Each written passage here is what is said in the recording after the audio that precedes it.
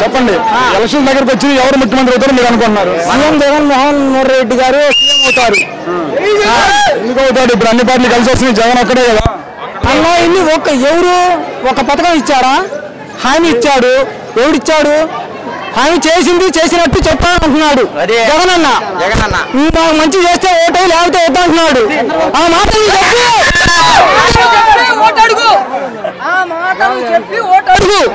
అది కావాల్సింది. అంటున్నావు సరే, ఓసారి నమ్మండి, జగన్ కంటే ఎక్కువ ఇష్టం పథకం అంటున్నాడు. అరే ఇంతకంటే ముందు నమ్మావన్నా, నువ్వేం చేసావు? ఇంతకంటే ముందు నీకు నమ్మావు, నువ్వేం చేసావు చెప్పు అంటున్నా నేను. అన్న చెప్పలేదు, చేసి చూపించాడు.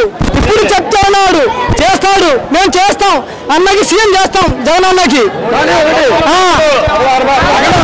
చెప్పింది చేశాడు, జగన్ మీ అన్నని సీఎం చేస్తాను అంటున్నావు.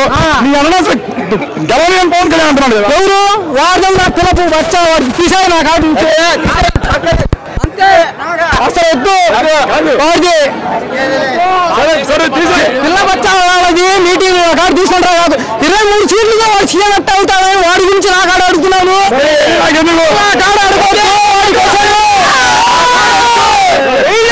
అడగొద్దు. అది జగన్ పిల్ల బచ్చా నా చేతిలో చంద్రబాబు అన్నాడు కదా. ఎన్ని రోజులు చేసినాడు చెప్పు. పిల్ల బచ్చా అయితే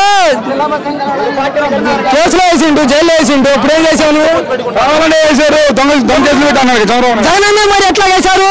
జగన్ అన్నని చెప్పు నువ్వు. అది కూడా అర్థం చేసుకున్నావు. ఒకసారి జగన్ అన్నని కూడా జైల్లో వేశారుగా, జగన్ అన్న కూడా బయటకు వచ్చాడుగా. ఎట్లా వచ్చాడు? నీకైతే ఒక న్యాయం, అందరికైతే ఒక న్యాయం.